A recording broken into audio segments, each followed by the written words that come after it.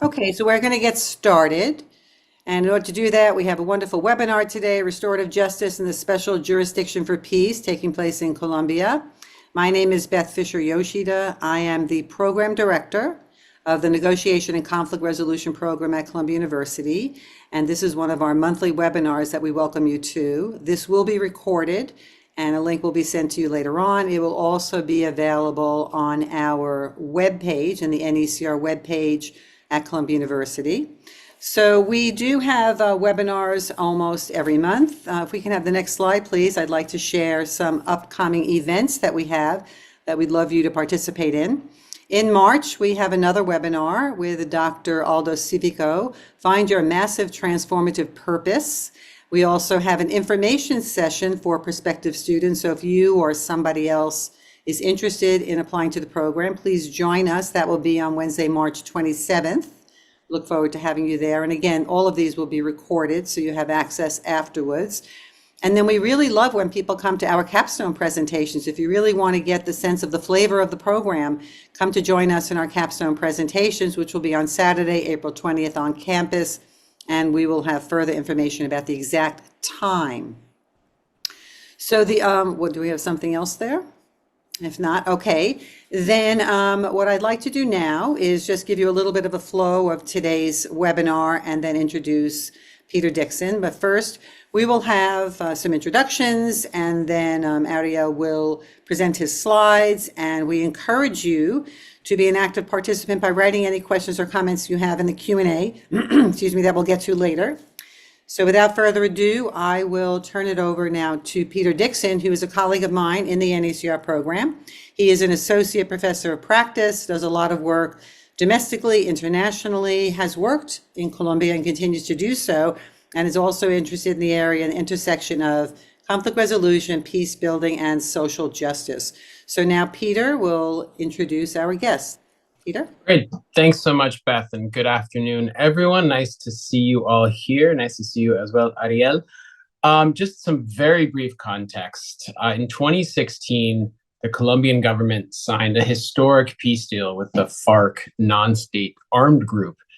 And since then has been undergoing an incredibly robust process of transitional justice. And there are a number of state institutions that were created as part of that peace agreement, including the Jurisdicción Especial para la Paz, or Special Jurisdiction for Peace, a national court that has been tasked with carrying out an incredibly ambitious restorative justice process for both victims of Colombia's armed conflict, as well as perpetrators of violence during that conflict over the last really 6 decades.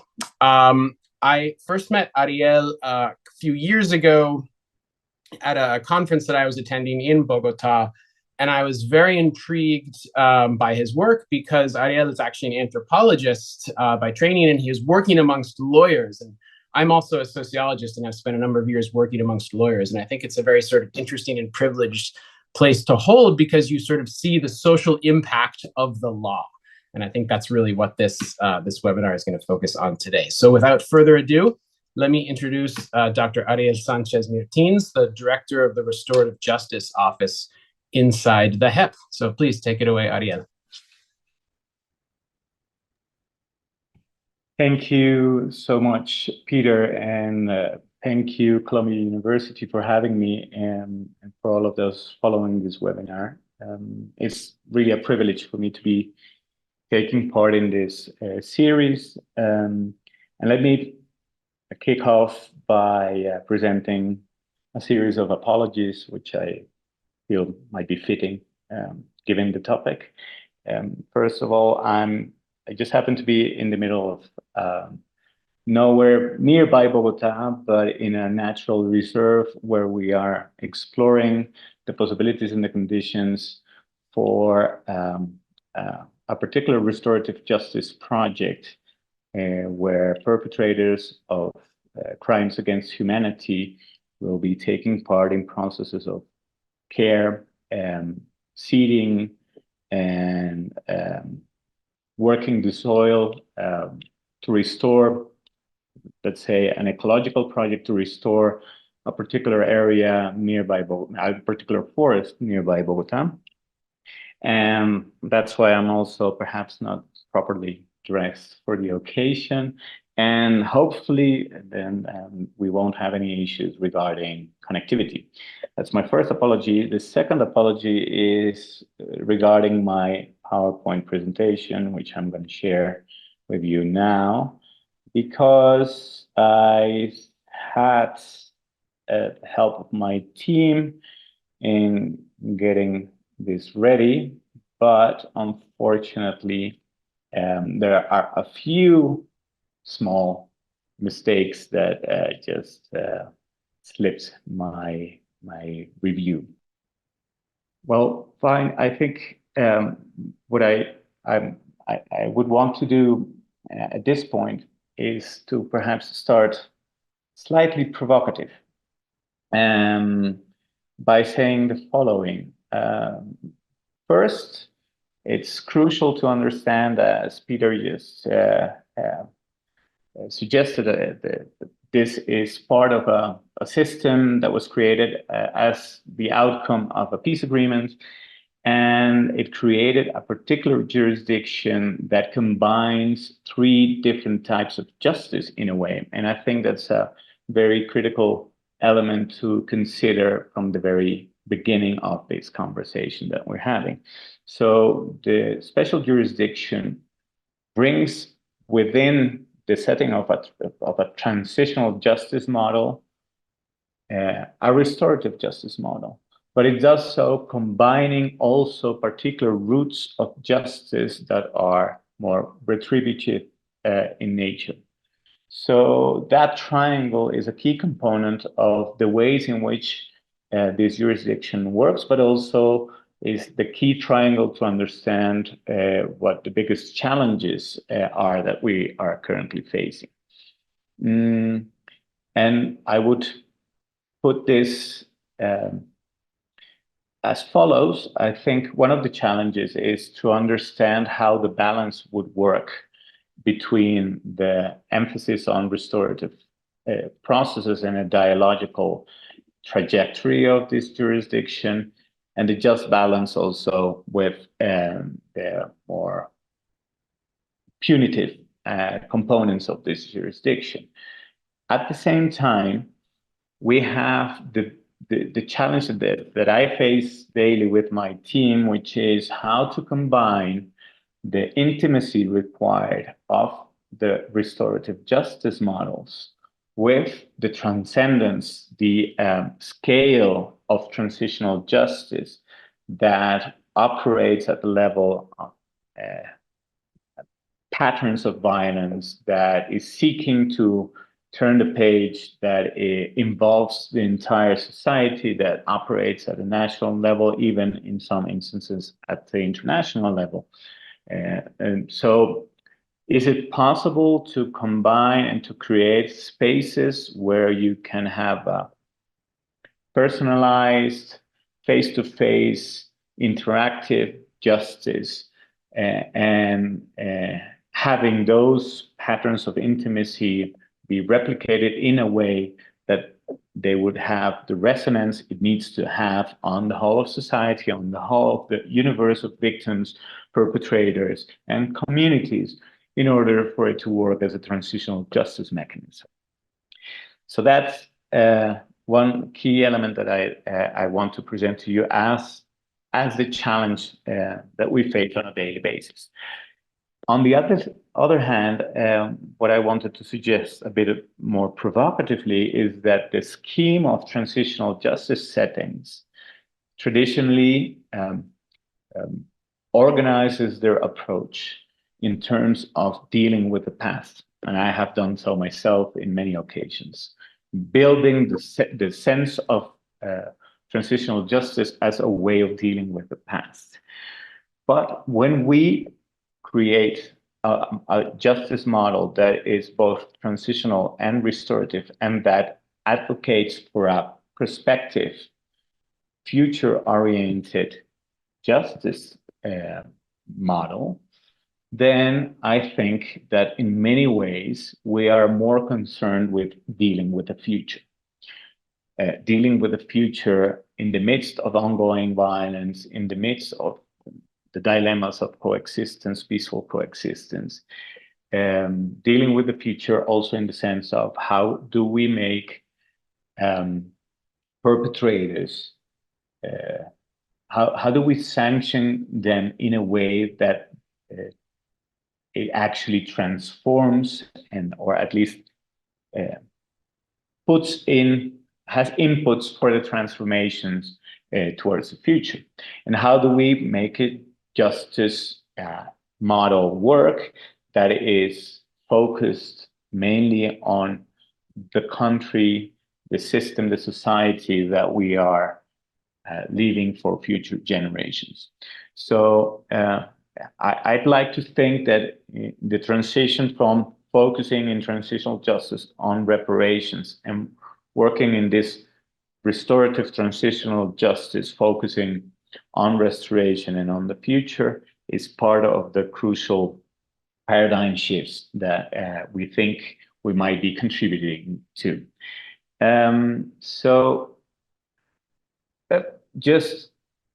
This was mentioned by Peter, so I won't stick too long in this slide, but it is crucial to understand that we are working as a part of a system. It is the justice component of this integral system seeking to address truth, justice, reparation, and non-repetition, and very much in the sense of transitional justice standards. But it is crucial to present this because it means that some of the restorative aspects may seek to have interactions with the Truth Commission, with the unit that is looking for the disappeared, and it creates a series of settings that combine extrajudicial with judicial elements in the same space and in the same processes, and this is also crucial to understand. And on the other hand, it is important because we don't have the full mandate of repairing. We have to contribute to an integral reparation. But reparations is something that the whole system has to, and not only the whole system, the state as a whole has to respond to. And that's crucial. What makes us particularly interesting is that we are the judicial setting for a contribution of reparation by, not in general, by specific perpetrators that are considered the maximum responsibles of the patterns of violence that were affected Colombia for so many decades.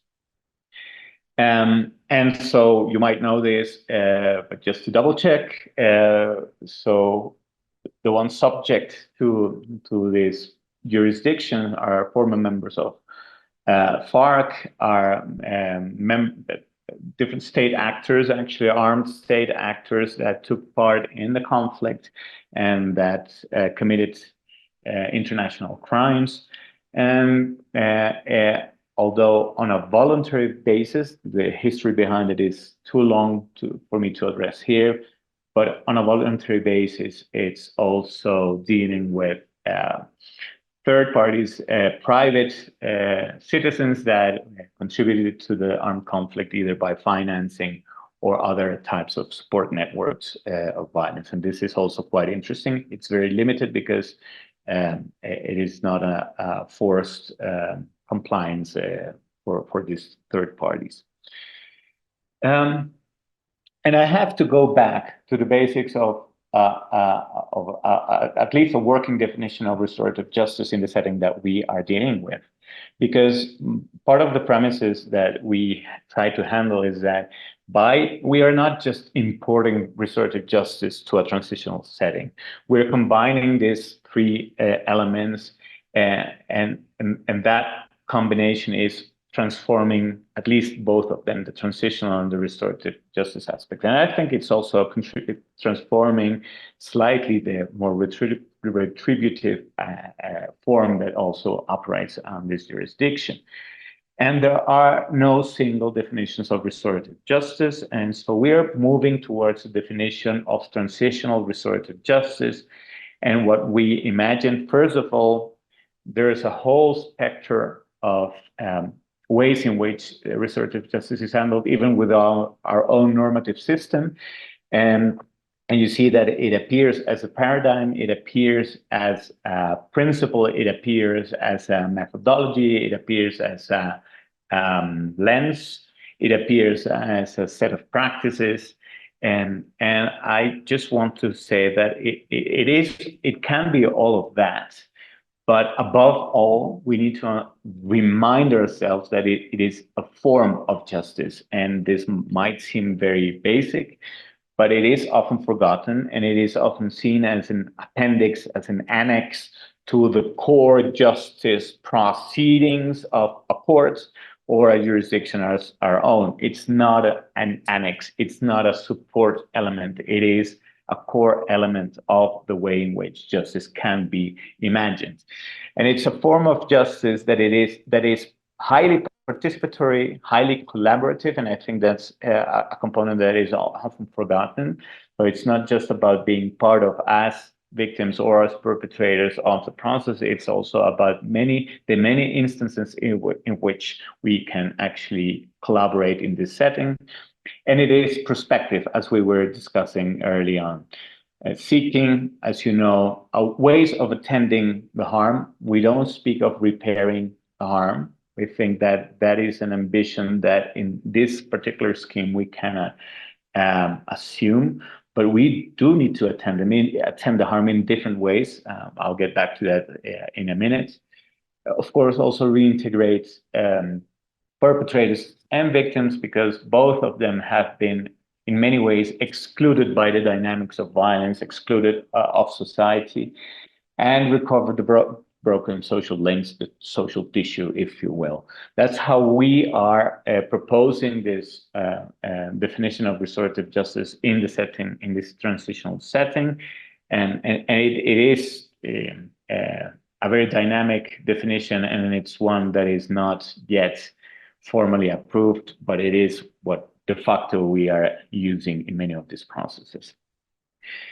And in addition to that, we as the Office for Restorative Justice within the jurisdiction, we have tried to move the magistrate, the judges, away from this idea that the restorative justice aspect of this tribunal is only activated there when the sanction, the specific sanction, the restorative sanction is presented, announced, determined, and try to show that there are substantial elements to restorative justice, such as restorative sanction, but that there is a very critical procedural aspect of this restorative justice paradigm. And that means that actually restorative activities operates from the very onset of this jurisdiction, when we receive the reports from civil society, from the different institutions regarding what actually happened on the ground and what should be subject of investigation. And it goes all the way to monitoring the future sanctions as well.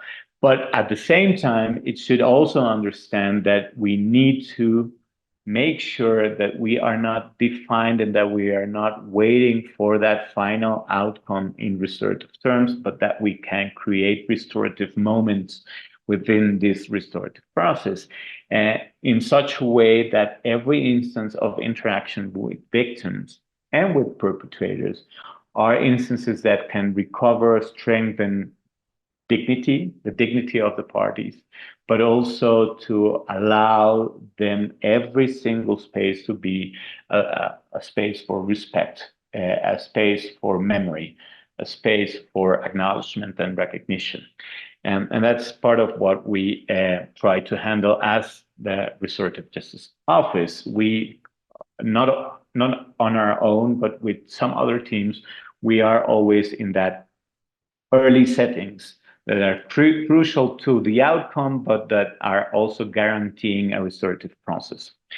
So as an office, the best way I've found to condense what we do is that we foster and we facilitate and eventually also mediate after designing restorative justice processes in different areas. And one crucial one is that we create the restorative justice process in terms of acknowledgement. And I think acknowledgement it could be understood as the main grammar of this jurisdiction.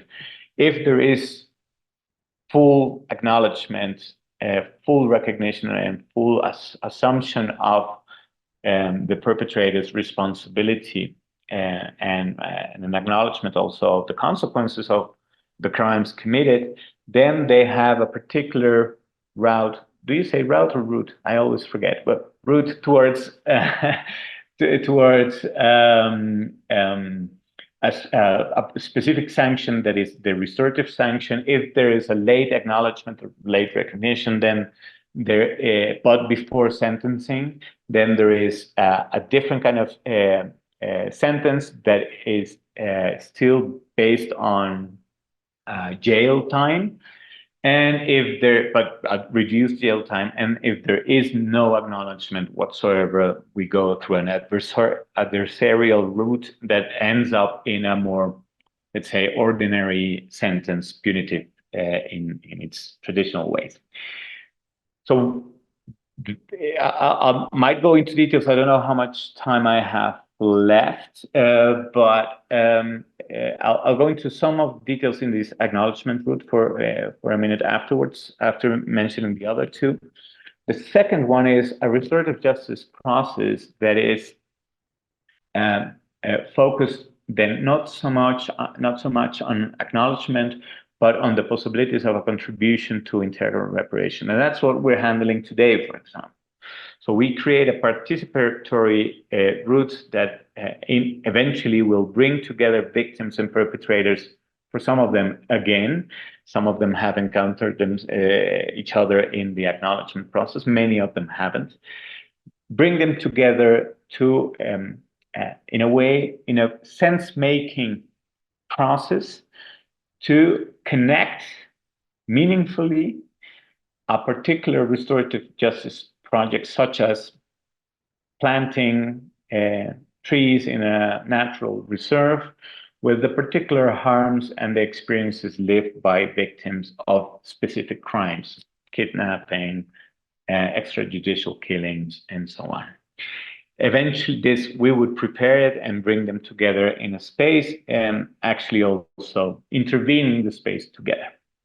And the third line is a very, let's say, sui generis line of work as well in the jurisdiction, which is a restorative process in the frame of prevention, protection, and guarantees of non-repetition, but basically working on, I'm not sure if this is the correct term, please correct me.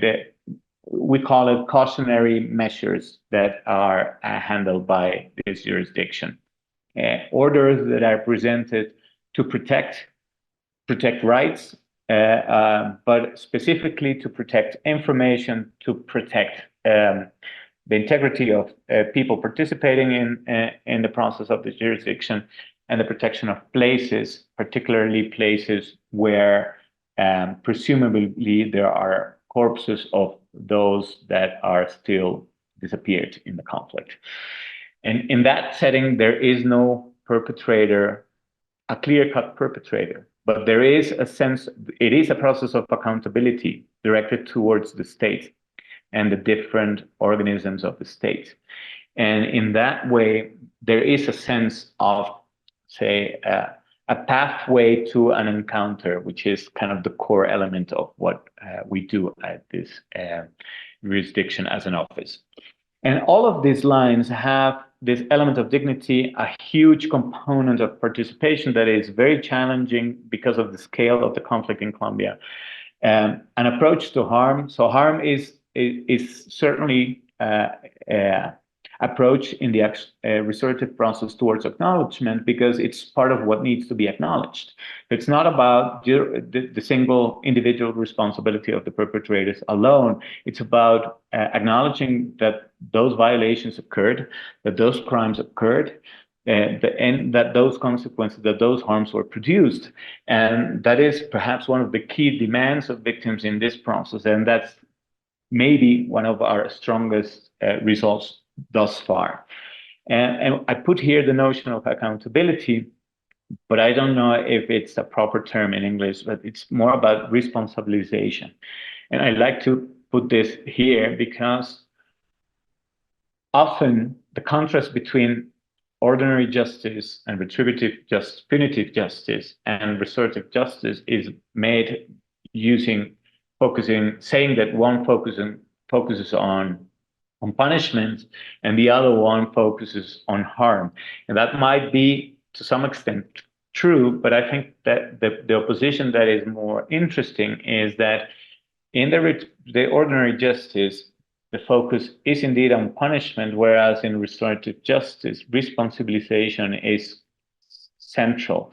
And what that means is that they, and at least that's how we are trying to understand it, is that they are made responsible not only for what they've done in the past, and that's a crucial component of it, but they're made responsible of a present in that they have to face the other. They have to face their victims. And both parties have to come and see themselves and listen to themselves and come to these restorative conferences or smaller settings of encounters. And they have to be held responsible for the future. Again, what we're more or less exploring today here in Colombia. And that's a huge difference. To be responsible, to be held responsible for the past, for the present, and also for the future. It's a key element because it doesn't take away agency, but it actually imposes a higher standard of agency of all parties involved in this, and particularly of the perpetrators. It's not about a sanction that is simply imposed upon you, that isolates you, that reduces you to the minimum, but it is a sanction that is supposed to bring you back into the social world, but bring you back with conditions.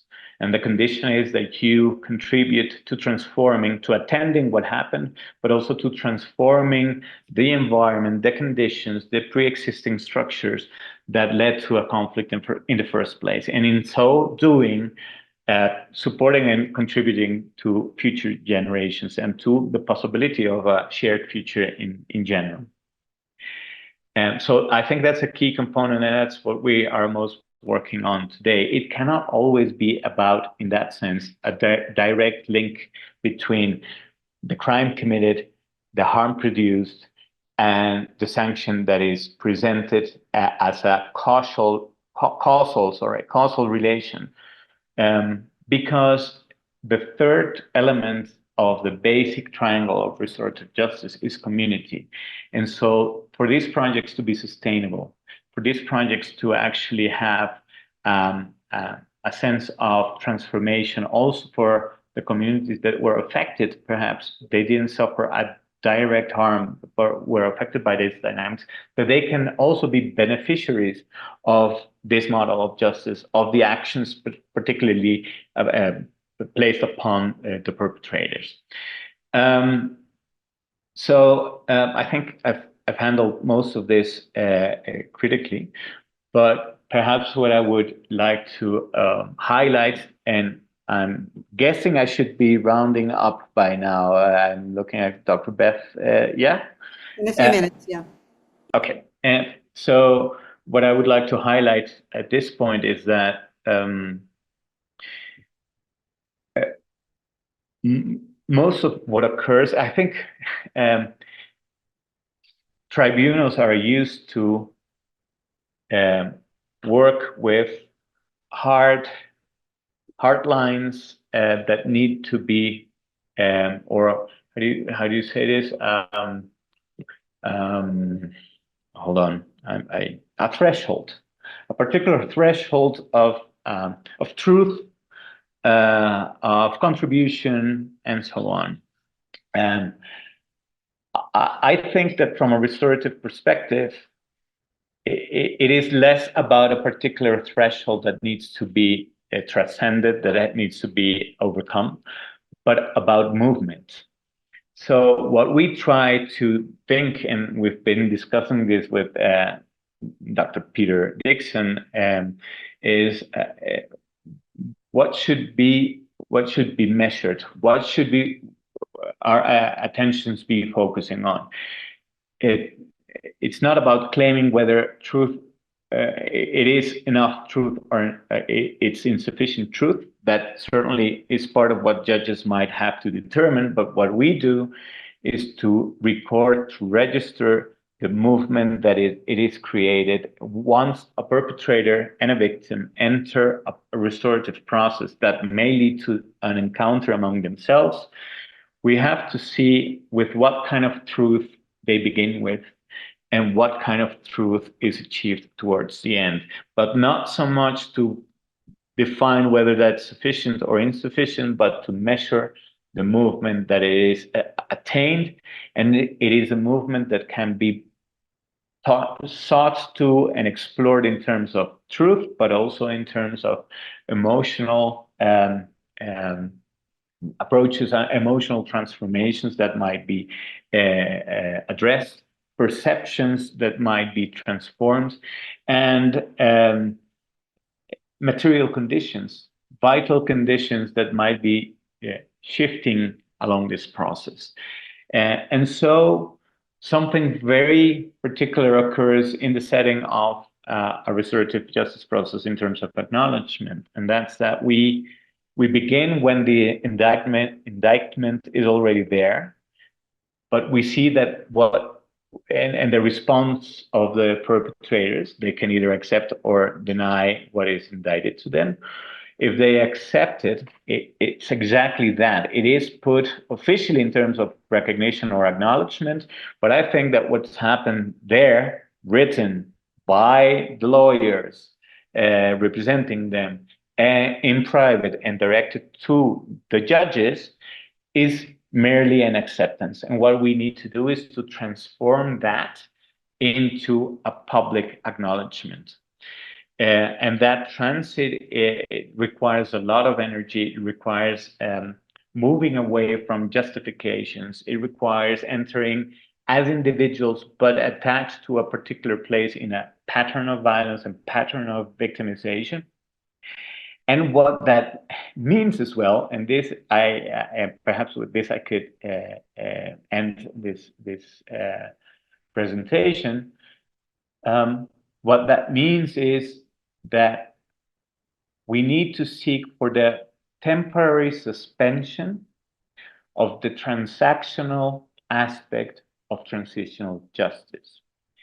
What I mean by that is that transitional justice has a very transactional core. It is benefits in exchange for contributions to truth and reparation. It is a very transactional element. That doesn't work in a restorative setting, in an encounter with victims. This is one of the first things that rise up. They say, what's the point of being in this space? What's the point of listening to the perpetrators say what they're going to say if they're just doing it to obtain their benefits? So what we do is kind of create a confidence, a safe space that suspends the transactional aspect of this by replacing it with a highly reflexive process that leads to an ethical turning point. And that is never completed until they see each other. And a perpetrator, we have learned thus far, can be very much interest-oriented throughout most of the process, but it cannot hold this position once he's or she's facing the narrative of pain, suffering, loss, and the demands that they present, and the consequences of their acts. Then suddenly there is an ethical turning point that it is imbued into this justice procedure just before going to a public acknowledgement hearing. And that is an amazing process to accompany and to facilitate. And it's a very humbling experience in the sense that we know that this is about rehumanizing both parties and see the humanity in the other. But that conceptually might be very familiar to us, but to see that happening in real time, and that's extraordinary. And we do have a lot of challenges that remain. Particularly, we've noticed that this model puts at the very center the voice of the victims and the voices of the perpetrators, but that it has created a sense of leaving behind and marginalizing the lawyers. And so we are rethinking the process to make sure that they really feel that they remain critical actors in this process, just with a very different role. And their role, in my opinion, is helping us make sure that the individual responsibilities, that the individual harms can be seen and conceived in terms of patterns, and at the same time, help us involve larger rings of community in this process. And finally, help us connect a process that we construct in a particular region with what happens in other places. I think that it's with them, and certainly with the society that receives all of these processes, that only with them we can actually sustain this paradigm shift. Perhaps just to close with this, we've been very good at, I think, humbling, but we've been very good at preparing victims, perpetrators, and to some degree, lawyers as well, representing them for what it means to acknowledge publicly and what it means to have these new sanctions. But we haven't been good at preparing the larger society or key actors in that larger society. And we need strategic alliances to do that. Because if perpetrators publicly acknowledge their responsibility and acknowledge the harm, but that has as a result that they are now no longer speaking to by their family members, or they lose their few that have job opportunities, lose their jobs, we're not really contributing to reintegration. We're not really making this in any way sustainable. So we need you for this kind of processes for certain. I think that with that, I could close my presentation. And thank you so much for listening. Ariel, your work is absolutely amazing and heartwarming, and I know that it must be appreciated on so many levels. One of the questions I had, which is wonderful segue, because you ended with saying that you need strategic alliances to engage the larger community, and I was going to ask about that, because you talk about victims and perpetrators and lawyers, which thankfully, in terms of the whole population of Colombia, is a smaller percentage, but then you have everybody else. You also talked about a future orientation, which is very enlightening too. And we do work with youth leaders and community leaders in mostly in some of the larger cities like Medellin, Bogota, but other places as well. We work with other academic institutions who have a lot of projects out in the field. So you said, what are some things that you think you would like to see in a strategic partnership, and what would you like to see happen to strengthen civil society so that these kinds of violence are deterred and don't happen again, especially on the scale that they did. Thank you so much for that very incisive question. I think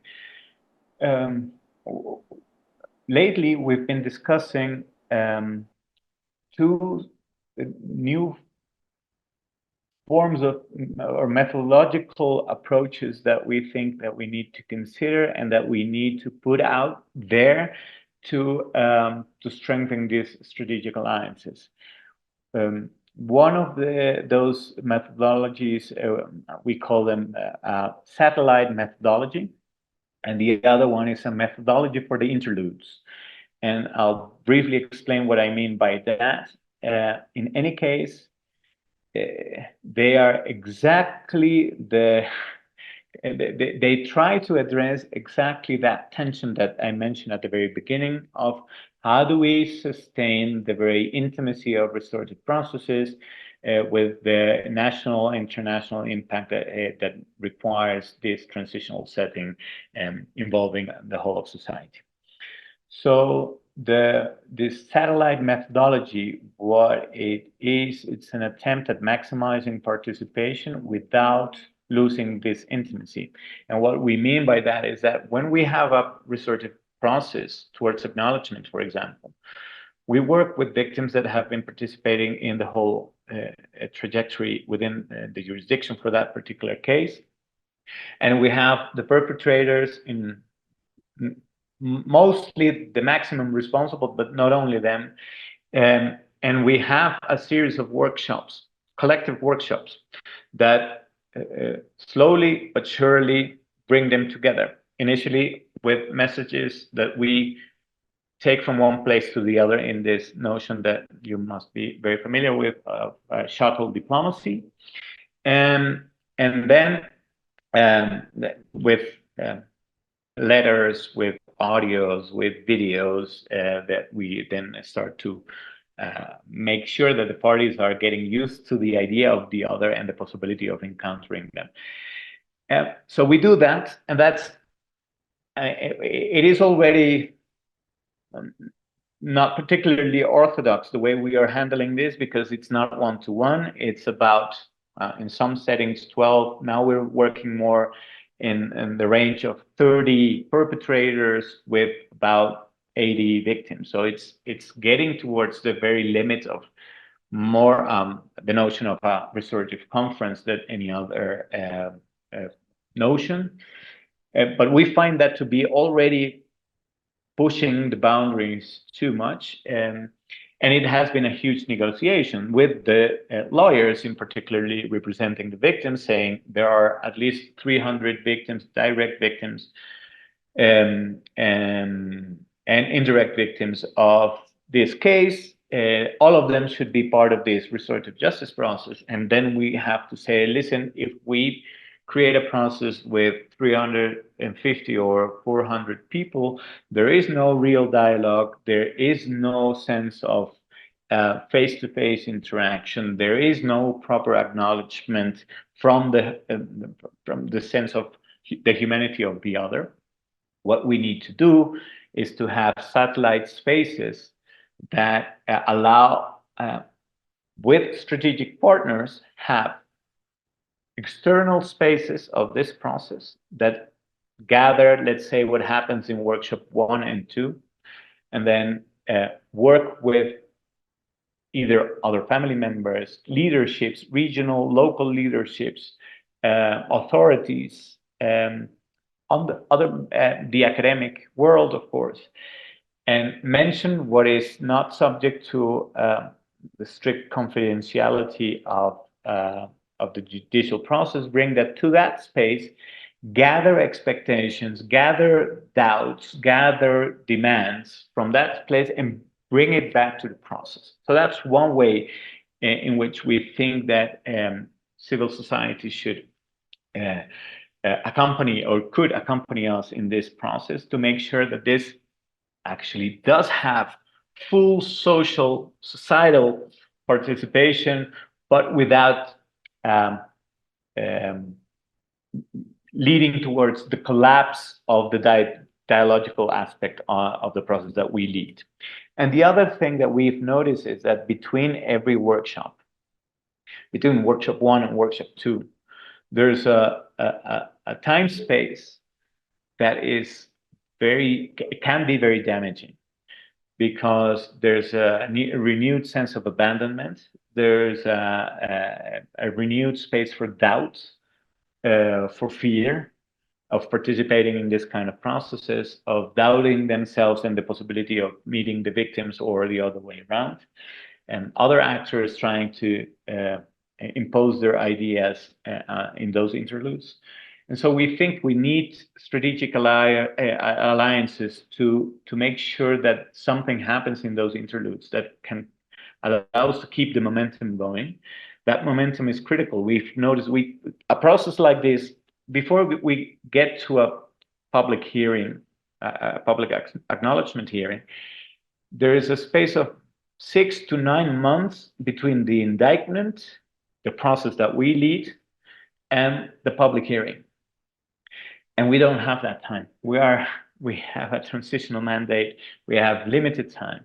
We've done this because we've so far had five public hearings of acknowledgement. We've had a lot of other type of hearings, but we need to get to at least 30 in 2 years, maybe 2.5. So we need to work differently, without resigning to this idea of participation by victims in society.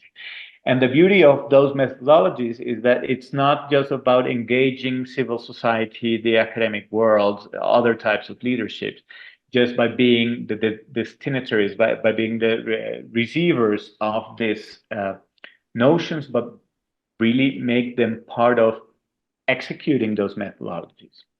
So I think it's one of the key elements we have in it. That's great. What a great answer. So I know I have my marching orders, what I need to do now. So Indeed. Peter, did you want to say something? Then we also have a couple of questions in the chat, in the Q&A. I mean, I have so many questions, and I know there are questions in the chat. Maybe I'll just pose a theme, and then we can go to the questions in the chat. And Ariel, if you think this theme is relevant in those answers, please include it. You know, in our program, we talk a lot about the concept of buy-in, which is if you are designing a process to bring parties together and restore some sort of relationship and resolve a conflict, there needs to be buy-in on both sides. That is, the actors on both sides have to feel engaged on some level in the process, and not simply be doing it because they have to. So, which is a fundamental question, I think, both for victims and for perpetrators in this case. And also, you know, we also know that that binary is a bit artificial as well, that there are victims who are perpetrators and perpetrators who are victims. Anyway, so that theme of buy-in, I think, is really important. We only have about 9 minutes left, though. So maybe let's just go to the questions in the Q&A. And, you know, if that theme seems relevant, please, I'd love to hear you speak to it. Yeah, so there are a couple of questions here. I don't think we're going to have a chance to do everything, so we can always follow up later on. But the first one was, are there consistent themes which can work across the globe, which would supersede specific cultural groups to bring restoration? So it's a more global look at restorative practices that you've experienced that are not only bound by cultural limitations. How I would understand that question. Could you repeat it? Because it's Yeah, so it's really about what have you seen in your practice from the restorative justice angle that you think can transcend cultural boundaries, that's not limited to only one context. Shall we take all of them, or shall I answer that one? Maybe just answer that one to start, because I don't think we'll have a chance for all of them. Okay. Thank you for that question as well for the audience. Yes, certainly. I think there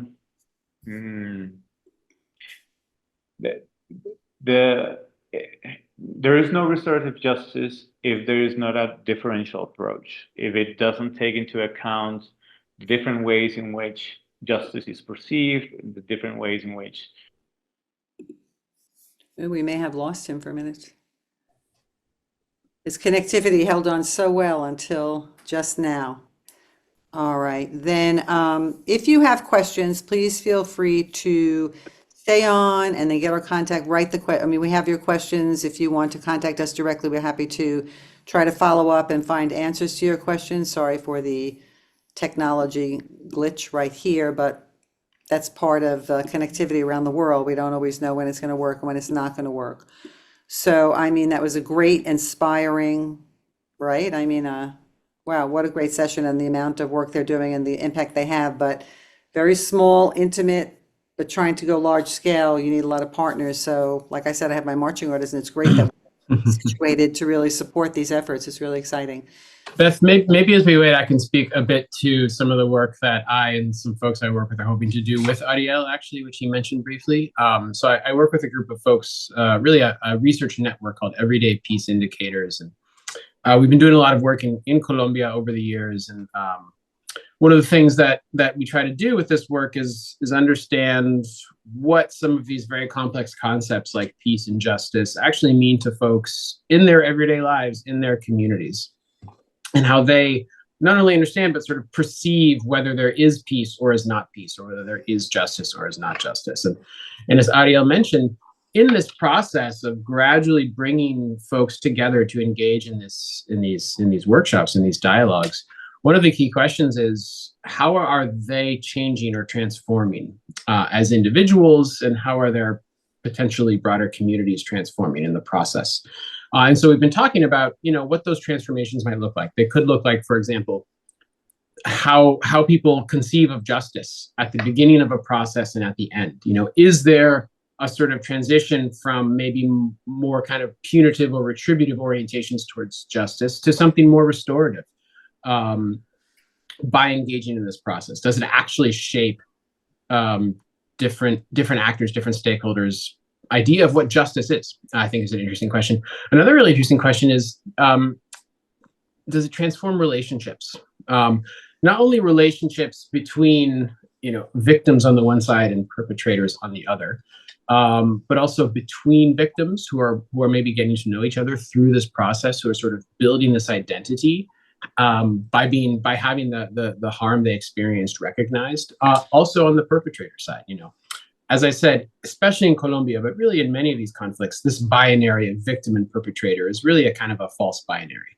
And in many cases, both sides have experienced significant harm. So there are ways that those relationships can transform. And then there's the question of, can you actually perceive these transformations outside of these individuals and outside of the immediate groups?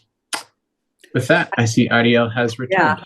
Ariel, we just picked up and continued talking, and then Peter was talking about his work that he's doing with you in Everyday Peace Indicators. So, we only have about 4 minutes left. So if there's anything you wanted to say to close, that's fine. It's been fabulous.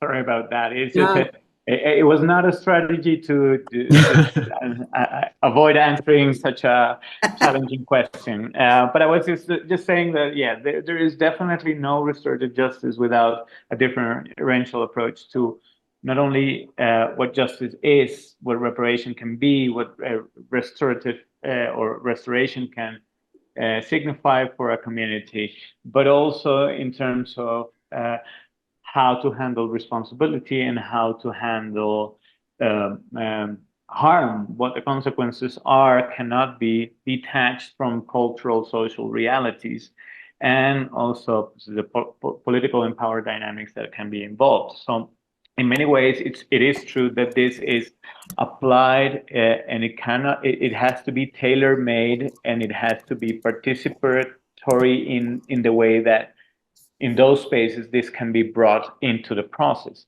Yet the ways in which that differential approach can enter the judicial process and this particular restorative setting, that is transferable interculturally.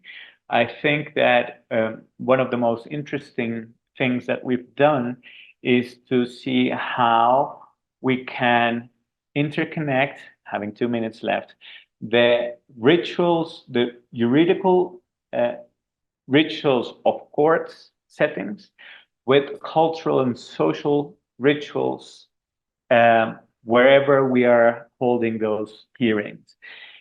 Not by replacing one with the other, but bringing them together so it makes sense, and the figure of the state and of the judiciary remains. The power of this figure with all the elements of justice in place are there, but with the senses and the symbols of the communities involved. And bringing together those two languages is one of the mise en scène, if you will, of justice, but with a differential approach towards, and a very grounded way of doing it. So it's always different for every setting, obviously, but the ways in which we bring them together, that can be transferred. And I think that's a huge lesson and something that we can certainly put into a conversation with experiences elsewhere in the world. That's great. Thank you so much for that. So we are going to bring this to a close. Ariel, thank you so much. We'll be in contact afterwards. I think that Sharon was going to share the NECR email so people could send us further questions and other information they want. We will be in touch for follow-up. It's been great. Thank you so much for your time. Peter, thank you for the introduction to Ariel and for being a host with me on this webinar. And thank you, everybody, for participating. Please stay on if you want to hear more about admissions and the NECR program. David Taylor-Tumilty and Sharon Kim will be here to answer all your questions. Thank you, everybody. Thank you. It's been a privilege.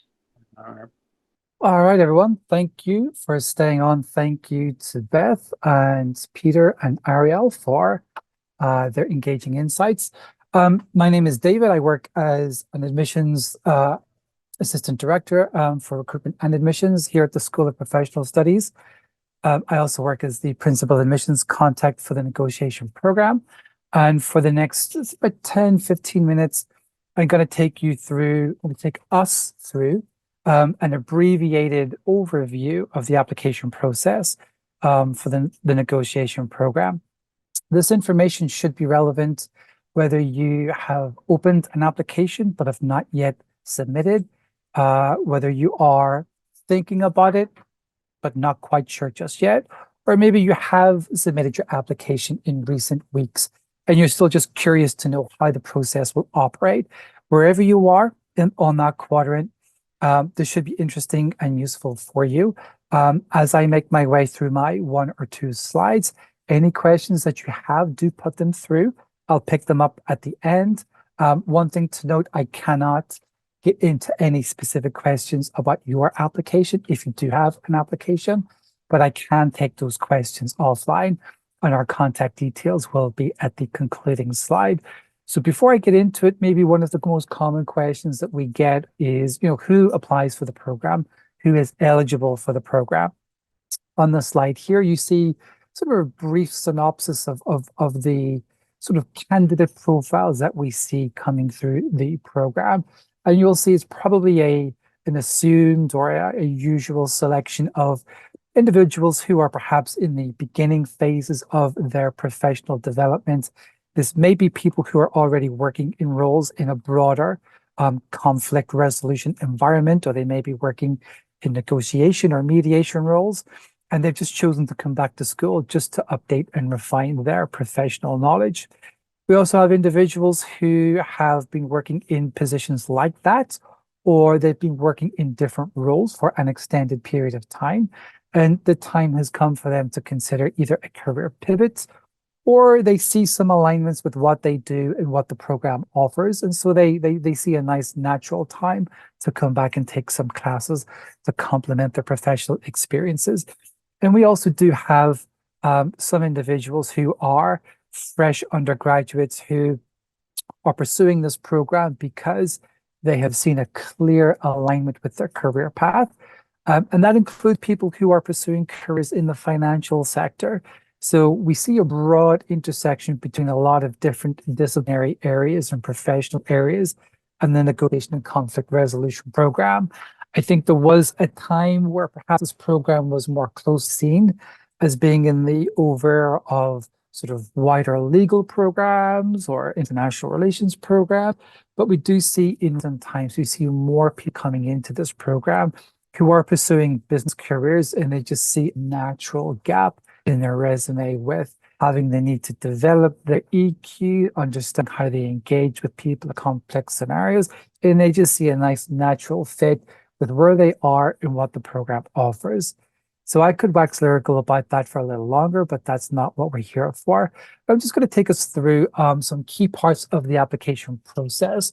So two things. One thing to note here, there are two versions of the negotiation and conflict resolution program. In fall, we have intake for an on-campus program that can be full-time students or it can be part-time students. But that program beginning in fall, which is our current application timeline, we're recruiting for fall right now. That's on campus only. So if you're applying for fall, you're applying for the on-campus program. Every spring, we have an intake for our hybrid program, which is basically an online program, but it does have some in-person components. That's typically a 2-week in-person intensive on our campus in New York in the summertime.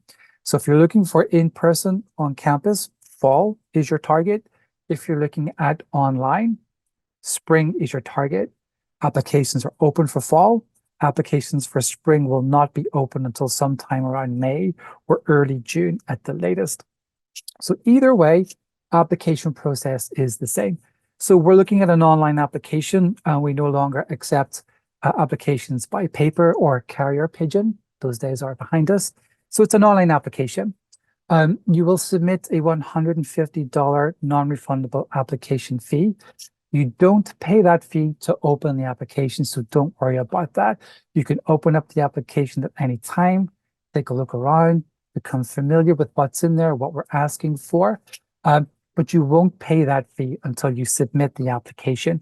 And once you get to that stage, you'll see a page that says, payment, please pay, give us your money. Until then, you don't pay anything. And before we do get questions about it, we don't grant application fee waivers. We will only do that in very specific exceptional circumstances. So for example, members of certain services in the United States will qualify. So for example, active and reserve military members, people who've passed through certain programs like the Peace Corps or Teach for America, as well as applicants to the Columbia University Displaced Students Scholarship as well.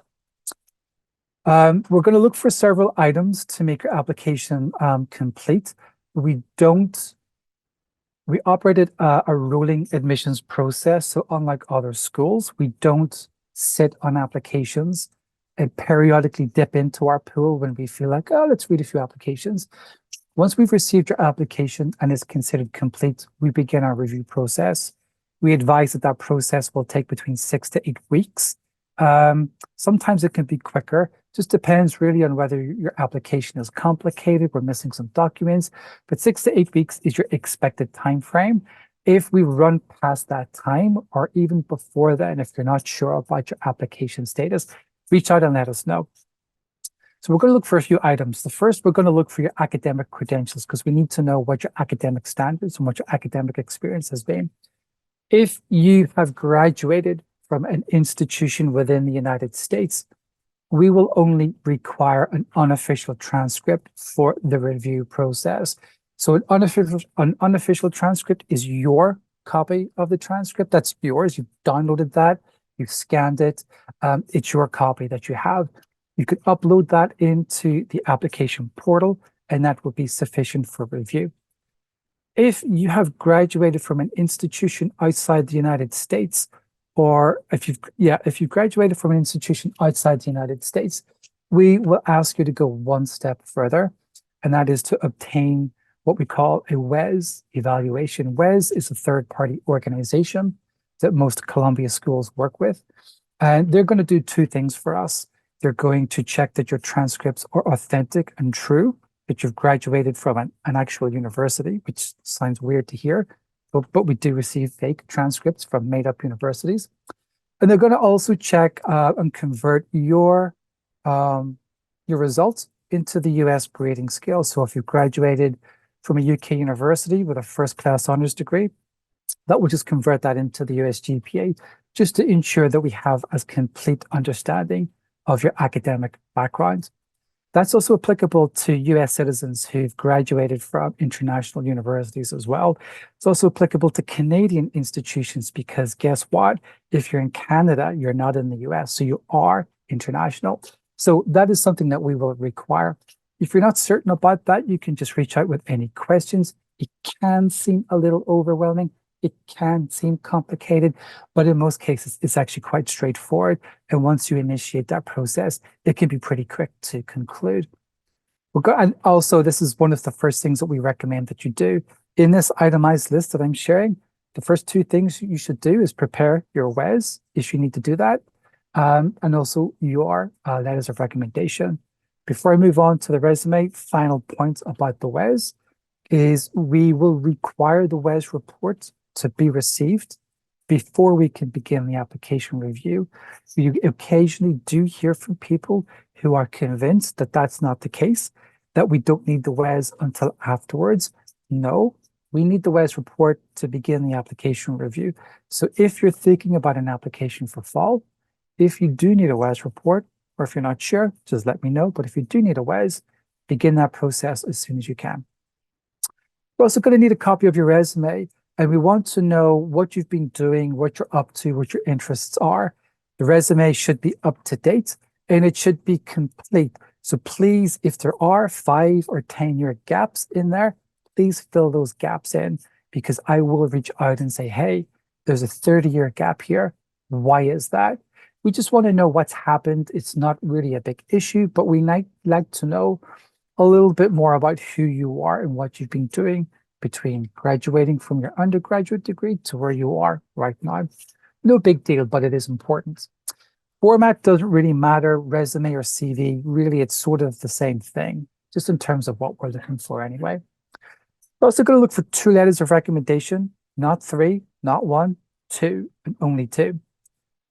If you are currently in the final year of your undergraduate degree, we will require you to submit at least 1 academic recommendation. Second one could also be academic. If you've undertaken some internships, you could use it for a professional recommendation if you wish. But if you are a current final year undergrad, you must submit 1 academic recommendation. If you graduated from your undergraduate degree within the past 2 years, we would strongly encourage 1 academic recommendation, but it's not a requirement. So you can do 1 or 2 academic recommendations or 2 professional recommendations, whichever just really makes sense for you. If it's more than 2 years since you've graduated, 2 professional letters of recommendation are absolutely fine. And just to qualify what we're looking for here, academic letter of recommendation should come from someone that has been your faculty instructor. They have been your instructor on a week-by-week basis for at least 1 semester, and they can give a good overview of your qualities from an academic perspective. Generally speaking, dissertation supervisor is not accepted unless we can see evidence of week-to-week instruction.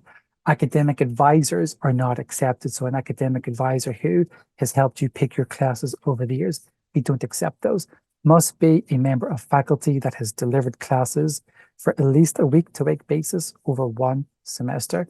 And they should come from the institution that you have graduated from. Sometimes we have applicants who have transferred from 1 school to another. Academic letters of recommendation have to come from the school that you received your degree from. Okay, that's a lot of information. I know. If you're a little bit unsure about that, just let me know and I'll help you out. We're also going to look for some pieces of documentation as far as essays are concerned. We're going to look for 1 statement of academic purpose. I'm not going to read out. You can see it here on the slide. And what we're looking for here is just to really understand why you've chosen this program. What features of the program really appeal to you? Are there particular classes that you like? And if so, why? What do those classes mean in terms of your either academic or professional development? We also want to have an understanding of where you see yourself over the next few years. What kind of professional development are you working towards? What's your goal? Do you want to work for a specific organization? What organization is that? How can our program get you closer to achieving that goal? We also have a supplemental essay which will ask you to address a significant professional challenge that you have faced and how you've overcome that. If you have minimal work experience and you're drawing upon your undergraduate, your academic experience, that is okay. Do read the prompts to these questions. I beg you, please just read the prompts. We often get people who do not read the prompts and they submit something completely different from what we've asked them to do. That's a mistake. Read what we're asking for, think it through, record your response. You're going to be asked to record a video essay. That sounds really scary, but it's not. You will not see this when you're initially working through the application. Once you've made your submission, it will become visible within a 24-hour period. You'll then have to come back in and you'll record your video. Video is a random question. There's 200, you will get one. We do not choose. It is a random thing. You will receive your question. You'll get about 60 seconds to read that question, think over your response. After those 60 seconds have ended, your camera will automatically turn on, the recording starts, and you have 60 seconds to deliver your response. We don't do do-overs, so sometimes, the camera turns on, and it's like, what's happened? That's okay. That's okay. You have to keep going. That's okay. You're not going to be penalized, but be mindful of that. There will also be an admissions interview required at some point. So normally when we work through the application, at some stage, my colleague Kirsten will contact you to connect you for an interview with one of our program alumni. That's just really an exploratory conversation just to make sure that you understand the program, that the program's a good fit for you, and that you too are a good fit for the program. And then finally, we're just going to look for evidence of English language proficiency. So if you are, if English is not your native language, you will be required to submit either an IELTS or a TOEFL score report. If you have graduated from a university where the entirety of that degree was delivered where English was the language of instruction, a language waiver would apply. And we will assess your transcript and before we verify that. So language waivers can apply where we can see that your program was delivered where English was the language of instruction. If you started a degree, let's say in China, in the first 2 years were in Mandarin, and then you transferred to Rutgers University or wherever it might be, that doesn't qualify for a language waiver. If you completed your undergraduate degree where English was not the language of instruction, but you then did a master's degree where English was the language of instruction, a waiver would not apply in that case. Again, if you're not sure about that, just reach out with any questions that you have. That's a really abbreviated overview of the application process. I could actually go for another 30 minutes about that. But I appreciate you are busy people. You've got lots of stuff to do. But if you do have questions, you're a little bit shy to put them into the chat, and I'll check the chat in a second. Do reach out by email. I will pick up your questions. It takes about 2 to 3 working days for responses to come through. And don't be shy about your questions. That's what we're here for. So no question is too small. No question is too big. I don't see any questions in the chat or the Q&A. I'll give it a few seconds. And if there's nothing there, I guess we can conclude. And I will wish you a wonderful rest of your day or evening.